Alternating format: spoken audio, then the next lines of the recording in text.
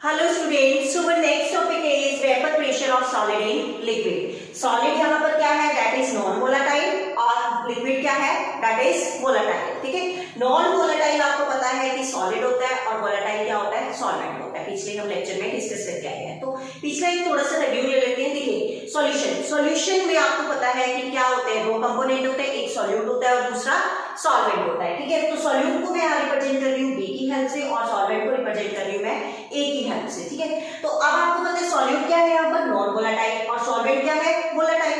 Non volatile का मतलब क्या होता है बेटा, जो इवेपोरेट नहीं हो सकते, और वोलेटाइल का मतलब क्या होता है, जो इवेपोरेट हो सकते हैं। नॉन वोलेटाइल में जब वो सॉल्यूट इवेपोरेट ही नहीं होगा तो मतलब उसके वेपर्स नहीं बनेंगे, और वेपर्स नहीं बनेंगे तो उसका वेपर प्रेशर भी नहीं आएगा। तो इट मींस हम उसको बोल सकते हैं कि वेपर प्रेशर क्या है, यहाँ पर जीरो हो सकता है। But in case of volatile सोल्वेंट आपको पता है इजीली इवेपोरेट हो जाते हैं। इवेपोरेट होते हैं तो उनके वेपर्स बनेंगे, और वेपर्स बनेंगे तो उनका कुछ ना कुछ वेपर प्रेशर आएगा। तो इट मींस यहाँ पर vapour pressure is not equal to zero. Clear? अब जैसे नॉन वोलेटाइल सॉल्यूट्स होते हैं, इनकी कुछ एग्जांपल्स जैसे यूरिया हो गया, ग्लूकोज हो गया, ये नॉन वोलेटाइल सॉल्यूट्स हैं। और वोलेटाइल सॉल्वेंट्स के एग्जांपल जैसे वाटर हो गया, यहाँ पर बेंजीन लिख दिया, इथेनॉल हो गया, टॉलिन हो गया, ये एग्जांपल है वोलेटाइल सॉल्वेंट के। क्लियर है बेटा इतनी बात? अब देखिए यहाँ पर वेपर प्रेशर को किसने एक्सप्लेन करा था, जनरली रोल्स लॉ ने। पिछले केस में हमने केस 1 पढ़ा था, ये हम केस 2 पढ़ रहे हैं। तो केस 1 में हमने करा था वोलेटाइल एंड वोलेटाइल, ठीक है, और केस 2 में हम पढ़ रहे हैं non volatile and volatile. Non volatile solute dissolve in volatile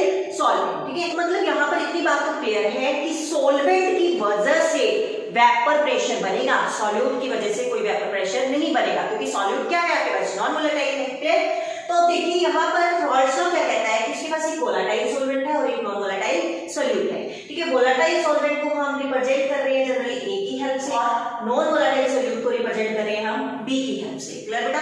तो देखिए जैसे आप इसको हीट करोगे तो हीट करने पर क्या होंगे, जनरली इसके वेपर्स बनेंगे, और जो ये वेपर्स बनेंगे मतलब क्या है, इनका कुछ ना कुछ वेपर प्रेशर आएगा। तो उसको मैंने किससे रिप्रेजेंट कर दिया, पी नोड ए से। पी नोड ए क्या है, that is in the pure state. ठीक है, प्योर, जहां पर नोड आ गया वहां उसका मतलब क्या होता है कि वो क्या है, प्योर फॉर्म में इसका वेपर प्रेशर लग रहा है। प्योर का मतलब क्या है कि यहाँ पर ए के अलावा और कोई दूसरा कंपोनेंट नहीं है। क्लियर?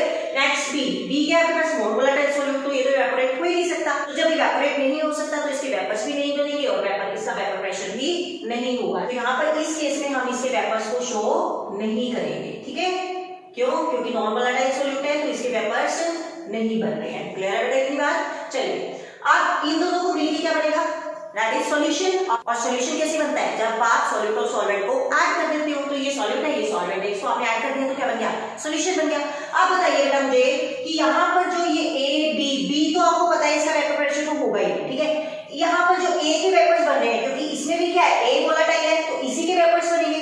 तो जो ये ए के वेपर्स बन रहे हैं तो क्या इसका vapour pressure P naught A होगा? Is it possible? बताइए। ऐसा नहीं होगा।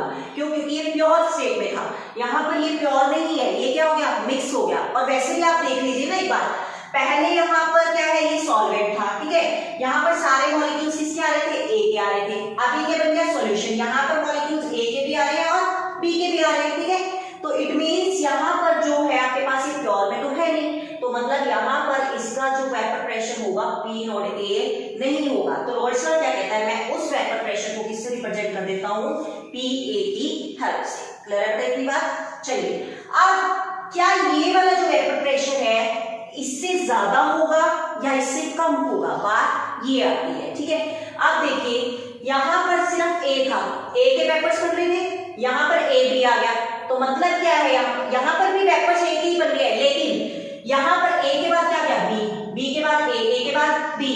तो मतलब ये जो ए सॉल्वेंट है इसके वेपर्स क्या हो गए, कम हो गए। क्यों? क्योंकि जहां पर ए आना चाहिए था वहां क्या आ गया, बी आ गया, और यहाँ पर सारे क्या आ रहे हैं, ए आ रहे हैं। तो यहाँ से इतनी बात तो क्लियर है कि जो पी ए है इसका वेपर प्रेशर पी नॉट ए से क्या होगा, कम होगा। तो यहाँ से इतनी बात क्लियर होती है कि मतलब by adding the non volatile, by adding the non-volatile solute, vapor pressure decreases. Clear? कि अगर हम नॉन वोलेटाइल सॉल्यूट को ऐड कर देते हैं तो उससे वेपर प्रेशर क्या हो जाता है, जनरली सॉल्यूशन का डिक्रीज हो जाता है। क्लियर है बेटा इतनी बात? तो अब देखिए यहाँ पर ये सॉल्यूशन है, मैंने अब यहाँ पर क्या है आपके पास ए बी सॉल्यूशन में सॉल्यूट भी और सॉल्वेंट भी है। इस सॉल्वेंट के वेपर्स बने हैं और उसका प्रेशर क्या ले रही हूं मैं पीए। तो रोल्स लॉ क्या कहता है जनरली सॉल्यूशन में वेपर प्रेशर उतना ज्यादा होगा जितना ए के मॉलिक्यूल्स क्या होंगे ज्यादा होंगे। क्यों? क्योंकि ए सॉल्वेंट है और इसी के क्या बन रहे हैं वेपर्स बन रहे हैं और मॉलिक्यूल्स ए के ज्यादा होंगे मतलब उसका मोल फ्रैक्शन क्या होगा ज्यादा होगा। तो रोल्स लॉ सीधी सी बात कहता है कि जो ये वेपर प्रेशर है सॉल्यूशन का that is directly proportional to the mole fraction of that component, कि जितना ज्यादा मोल फ्रैक्शन होंगे ए के उतने ज्यादा वेपर्स बनेंगे और जितने ज्यादा वेपर्स बनेंगे उसका वेपर प्रेशर उतना ही ज्यादा होगा। ठीक है, तो रोल्स लॉ ने क्या बता दिया आपको PA is directly proportional to the XA. ठीक है, तो यहां से आपको पता है प्रोपोर्शनलिटी का साइन हटाते थे हम that is P naught A that is the vapour pressure of pure component A into x A. Clear है बेटा इतनी बात? तो यहाँ पर जो आपके पास वेपर प्रेशर आ रहा है वो किसकी वजह से आ रहा है ए की वजह से आ रहा है। क्यों? ए क्या है सॉल्वेंट है। अब आपको पता है सॉल्यूशन में जो मोल फ्रैक्शन होते हैं सपोज मेरे पास यहाँ पर सॉल्यूट और सॉल्वेंट है तो उसकी वैल्यू किसके इक्वल होती है 1 की। अब अगर मुझे एक्स की वैल्यू निकालनी है यहाँ से मैं निकाल सकती हूँ 1 माइनस एक्स बी निकल आएगा। ये वैल्यू यहाँ पुट कर दूं PA which is equal to the P naught A 1 minus X B. इसको सॉल्व कर लीजिए PA which is equal to the P naught A अंदर मल्टीप्लाई कर रही हूँ P naught A into 1 P naught A minus यहाँ से क्या आ गया P naught A into X B. Clear? ये माइनस वाली टर्म को इधर लेकर जा रही हूँ प्लस हो जाएगी ये P naught A into X B which is equal to the P naught A minus P. Clear है बेटा इतनी बात? तो अब देखिए आप यहाँ पर वो कहता है कि ये वाली जो टर्म्स है ये क्या है ये वाली। ठीक है, अब देखिए ये पी नॉट ए क्या था आपके पास यहाँ पर that is a vapour pressure of pure solvent that is A और ये क्या था आपके पास vapour pressure of the solution. Clear? तो ये तो आपके पास क्या होगा प्योर मतलब ओरिजिनल और ये क्या सॉल्यूशन मतलब मिक्स हुआ हुआ। ठीक है, अगर मैं सपोज कहती हूँ कि यहाँ पर suppose vapour pressure of solvent suppose मैंने बोल दिया कि 50 है सपोज 50 हाँ और वेपर प्रेशर ऑफ सॉल्यूशन आपको मैं जैसे मैंने बताया था कि वेपर प्रेशर जो सॉल्यूशन क्या है सॉल्वेंट से क्या होगा कम होगा। तो सपोज मैं कहती हूँ कि 30 आया तो कितना बचा आपके पास 20। तो इसका मतलब क्या है कि वैल्यू क्या हो रही है कम हो रही है ना। तो जब वैल्यू कम हो रही है तो इसका उसने नाम क्या दे दिया रोल्स लॉ ने। तो इसलिए क्या कहलाएगा लॉरिंग इन वेपर प्रेशर कि कितना वेपर प्रेशर कम हुआ है इस पूरी वैल्यू को P naught A minus P A को। ठीक है, अब देखिए यहां से अगर मुझे और इसको एक्सप्लेन करना है इसी इक्वेशन को मैं कैसे मॉडिफाई कर सकती हूँ। देखिए यहां से मैं एक्स बी की वैल्यू निकाल लूं क्या निकलेगी P naught A minus P A upon में क्या गया पी नॉट ए। क्लियर बेटा? अब ये तो क्या था आपके पास this one is the mole fraction.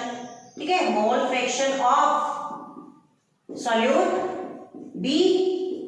Clear की बात? अब ये क्या था आपके पास that is lowering in vapour pressure और ये वाली पूरी टर्म वो क्या कह रहा है कि ये क्या बनेगी P naught A minus P A upon में पी नॉट ए। ये क्या है आपके पास ओरिजिनल वैल्यू और ये क्या है जनरली सॉल्यूशन में मतलब कि कितना इसके रिस्पेक्ट में कम हुआ था। ठीक है, वेपर प्रेशर। तो अब वहां से जो सपोज मैं ले रही थी इसको 50 और इसको मैं ले रही थी 30।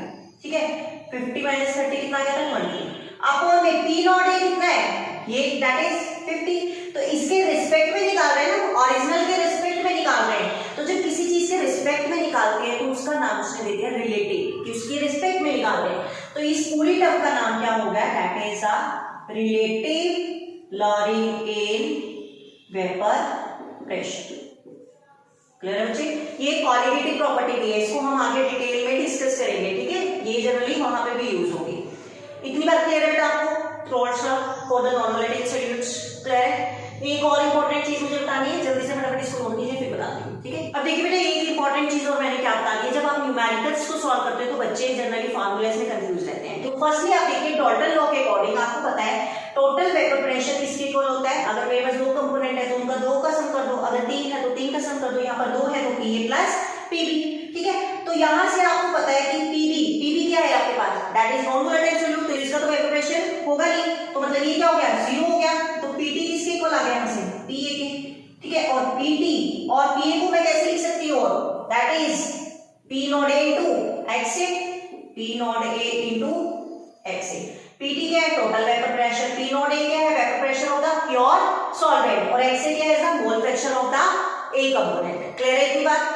लेकिन ये कब अप्लाई होता है Dalton law, in case of liquid. क्यों? क्योंकि जो रोल्स लॉ हम पढ़ रहे हैं वो लिक्विड्स के केस में पढ़ रहे हैं। क्लियर है बेटा?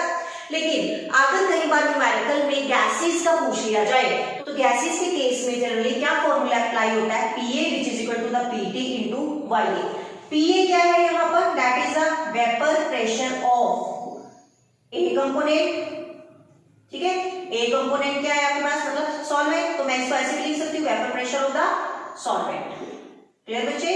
एंड पीटी क्या है, that is the vapour pressure of solution, या बोल सकते हो टोटल वेपर प्रेशर। ठीक है, और वाई यहाँ पर मोल फ्रैक्शन को आप एक्स से रिप्रेजेंट कर रहे थे, यहाँ पर मोल फ्रैक्शन को आप रिप्रेजेंट करते हो वाई से इन केस ऑफ गैसेस। तो वाई क्या है, that is the mole fraction of A component.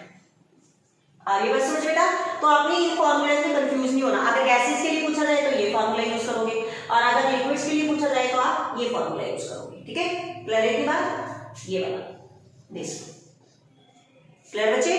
तो चलो, ये तो था हमारे पास Raoult's law in case of non volatile solutes. ठीक है, अब नेक्स्ट लेक्चर हम नेक्स्ट वीडियो में डिस्कस करते हैं। बेटा कोई प्रॉब्लम होती है you can do comment and ask. Okay, thank you.